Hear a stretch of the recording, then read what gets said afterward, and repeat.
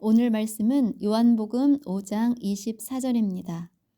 내가 진실로 진실로 너희에게 이르노니 내 말을 듣고 또 나 보내신 이를 믿는 자는 영생을 얻었고 심판에 이르지 아니하나니 사망에서 생명으로 옮겼느니라. 아멘. 여러분, 지금 행복하신가요? 사람은 누구나 행복하게 살고 싶어 합니다. 그렇죠? 돈을 버는 이유도 행복하게 살고 싶기 때문입니다. 하지만 돈이 많다고 다 행복한 것은 또 아니에요. 부부가 아무리 좋은 집에서 호화로운 생활을 한다고 해도 관계가 안 좋으면 행복할 수가 없습니다. 행복은 어디서 오느냐? 관계에서 오는 거예요. 사람과의 관계가 어떠냐에 따라 행복하기도 하고 불행하기도 합니다. 학생들은 학교에서 친구들과 관계가 안 좋으면 학교 생활이 참 어렵죠.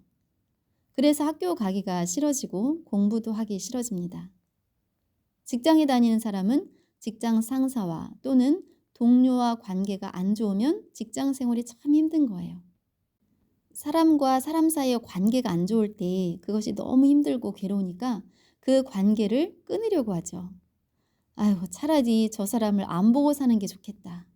이런 생각을 하게 됩니다. 그래서 학생은 학교에 안 가는 결정을 하기도 하고 직장인은 직장을 그만두기도 하고 또 부부간에는 이혼을 하기도 하죠.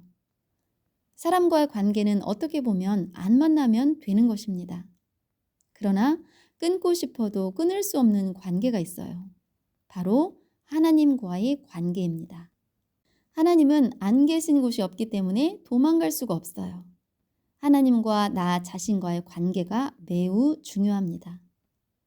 하나님은 어떤 분이시냐? 우주를 창조하신 분이죠. 하늘과 땅을 만드시고 해와 달과 별을 만드시고 땅에 있는 모든 것, 식물과 동물을 만드셨어요. 하나님은 가장 아름답고 조화롭게 이 세상을 만들고 마지막에 사람을 만드셨습니다. 하나님이 만드신 아름다운 세상에서 사람들이 행복하게 살기를 원하셨기 때문이에요. 모든 환경을 미리 만들어 놓고 사람을 지으신 거죠. 아기를 낳기 전에 아기에게 필요한 모든 물건들을 미리 다 사놓잖아요. 하나님은 사람이 행복하게 살 수 있는 모든 것을 마련해 놓으시고 맨 마지막에 사람을 창조하셨습니다. 처음에 참 행복하게 살았죠. 하나님과의 사람과의 관계가 너무 좋았어요. 그러나 죄를 짓게 되어서 사람과 하나님과의 관계가 끊어졌습니다. 죄로 인해서 관계가 끊어지니까 우리 인생은 고통 가운데 살게 된 거예요. 질병이 찾아오고 고난이 찾아오고 결국은 죽음을 맞이하게 됩니다. 이 세상에 죄 없는 사람이 있을까요? 없습니다.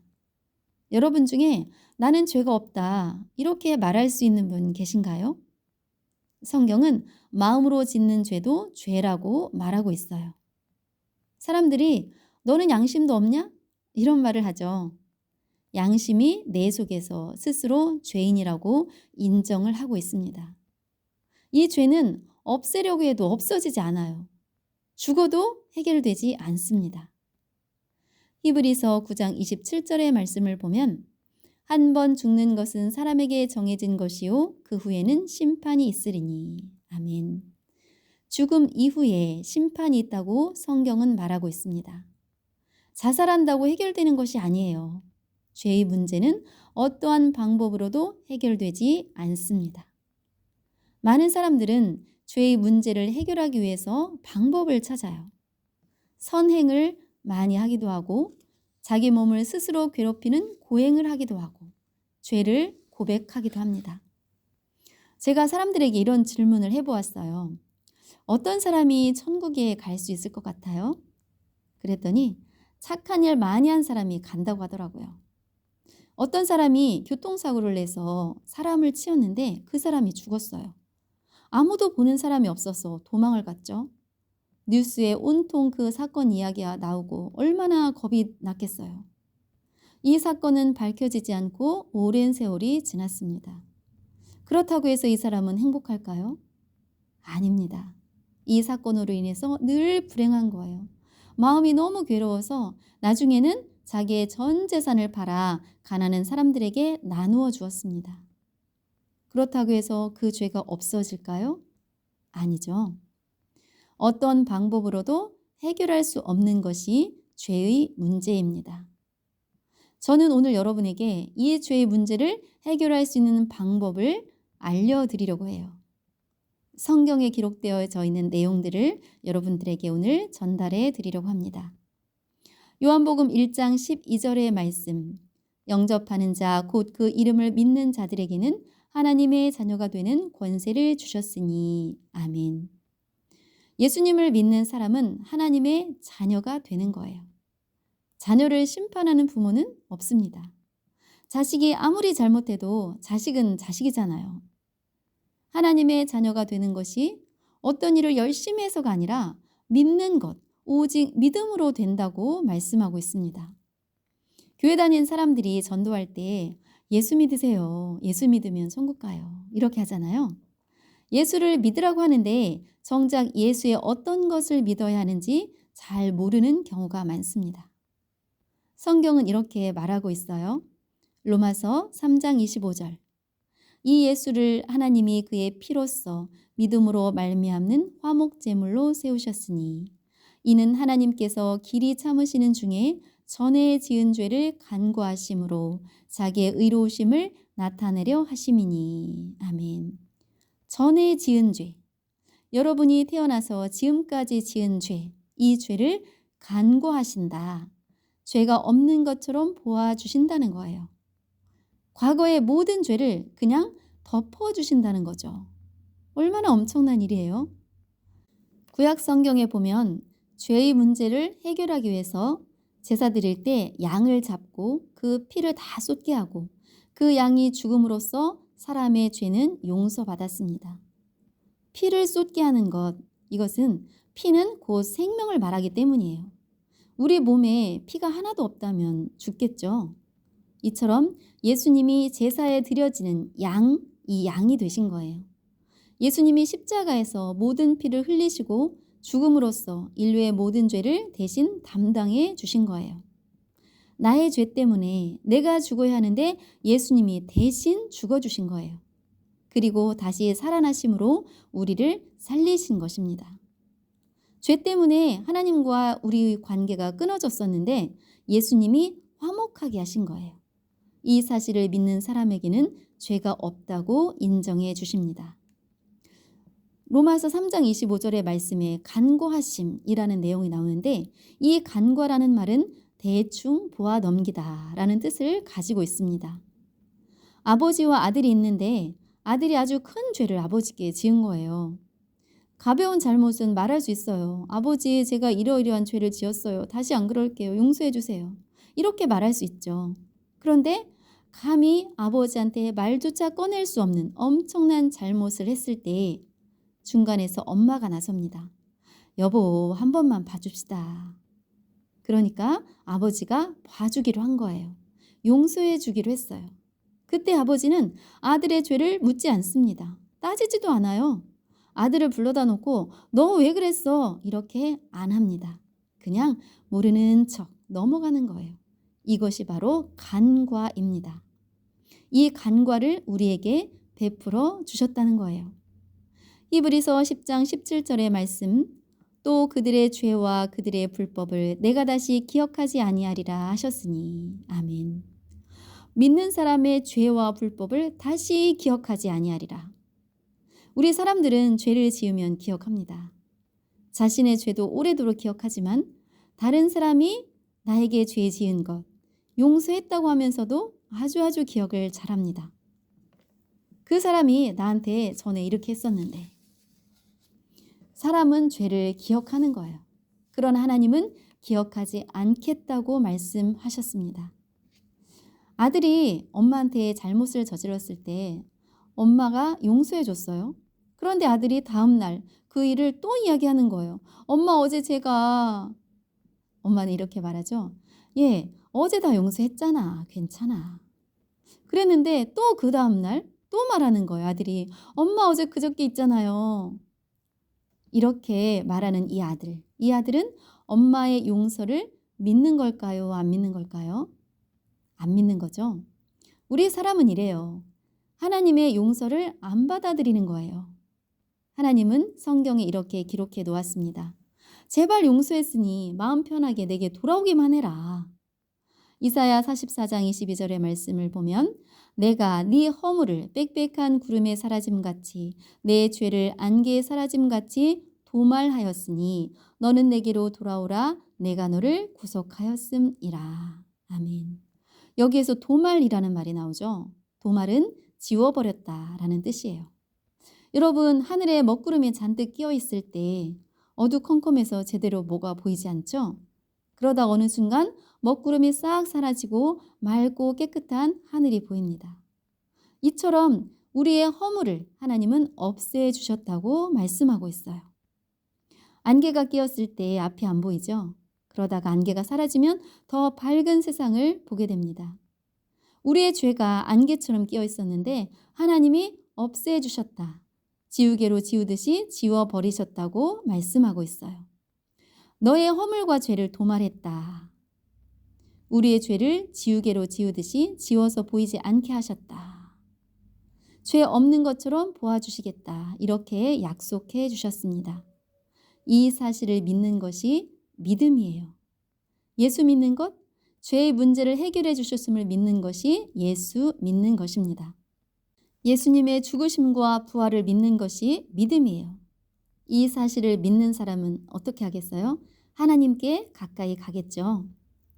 성경에 돌아온 탕자라는 이야기가 나옵니다. 많이 들어보셨을 거예요. 둘째 아들이 아버지가 멀쩡하게 살아계신데 유산을 미리 달라고 하는 거예요. 유산은 아버지가 돌아가셨을 때 받는 건데 미리 달라고 하니까 얼마나 불효자예요.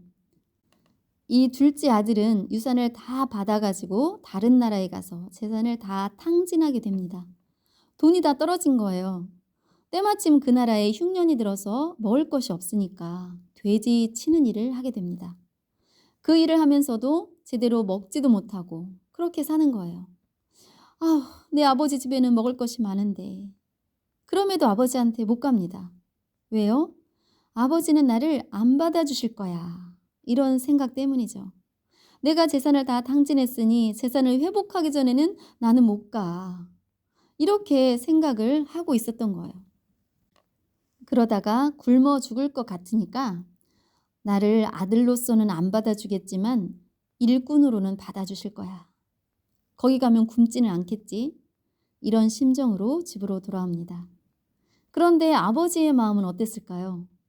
아들이 오는 모습을 먼 발치에서 너무 멀어서 누군지 분간하기도 어려운 그 거리에서 알아본 거예요. 아들을 기다렸다는 거죠. 아들은 죄책감에 못 오고 있었지만 아버지는 늘 기다렸어요.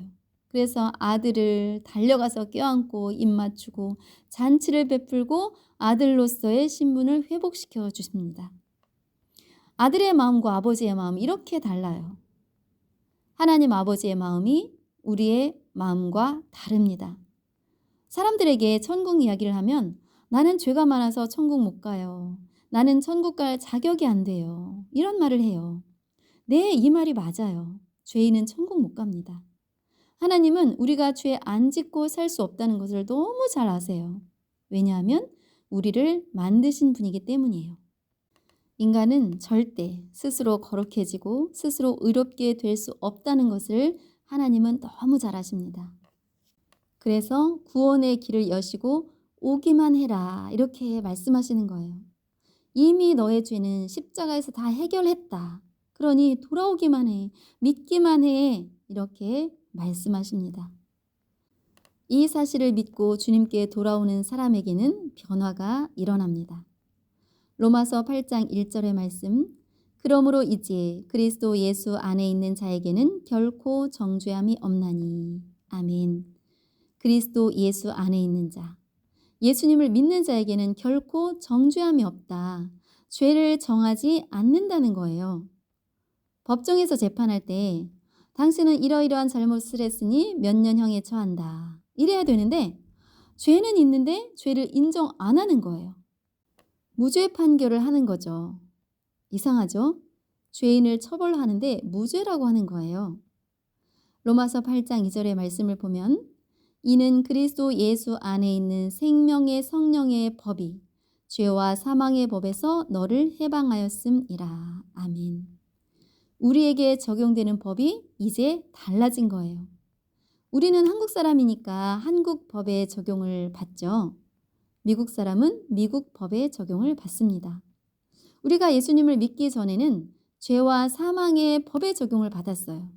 그러나 이제는 생명의 법, 생명의 성령의 법의 적용을 받게 된 거예요. 죄와 사망의 법에서 해방되었다고 말씀하고 있습니다. 우리는 하나님의 자녀이기 때문에 하나님의 법에 해당이 되는 거죠. 법이 달라지니까 처벌도 달라지죠. 어떻게 이런 일이 일어날 수 있을까? 로마서 8장 3절에 보면 율법이 육신으로 말미암아 연약하여 할 수 없는 그것을 하나님은 하시나니 곧 죄로 말미암아 자기 아들을 죄 있는 육신의 모양으로 보내어 육신 외 죄를 정하사. 아멘. 우리 사람이 너무 연약해서 죄 안 지을 수 없다는 것을 하나님은 아시고 자기 아들 예수 그리스도를 이 땅에 보내셨습니다. 예수님은 하나님의 아들이시면서 동시에 사람의 몸으로 이 땅에 오신 거예요. 우리와 똑같은 육체로 오셔서 우리의 죄를 대신 담당해 주시려고 이 땅에 오셨습니다. 예수님의 육체, 몸이 우리 대신 죽임을 당한 거예요. 십자가에서 죽으심은 우리의 모든 일생의 죄, 태어나면서부터 죽을 때까지의 모든 죄를 다 담당해 주셨습니다. 이것을 믿는 사람은 의인일까요? 죄인일까요? 의인입니다. 왜요? 최고의 재판장이신 하나님이 의인이라고 인정해 주셨기 때문이에요. 내가 죄가 없어서가 아니라 죄 없다고 그냥 넘기신다고 지워버리셨다고 하셨기 때문입니다. 여러분, 천국에 죄인이 갈까요? 의인이 갈까요? 의인이 가죠. 죄의 문제가 다 해결되었음을 믿는 사람은 의인입니다. 그러니까 틀림없이 천국에 가요. 그런데 믿는 사람들도 염려하는 게 있어요. 심판에 대한 염려죠. 이런 말 많이 하죠. 죽으면 염라대왕 앞에서 일생의 모든 죄를 심판받는다. 죄가 파노라마처럼 쫙 펼쳐진다. 이런 말을 많이 합니다. 성경은 어떻게 말하고 있을까요? 요한복음 3장 18절 그를 믿는 자는 심판을 받지 아니하는 것이요 믿지 아니하는 자는 하나님의 독생자 이름을 믿지 아니함으로 벌써 심판을 받은 것이니라. 아멘. 믿는 자는 심판을 받지 않습니다.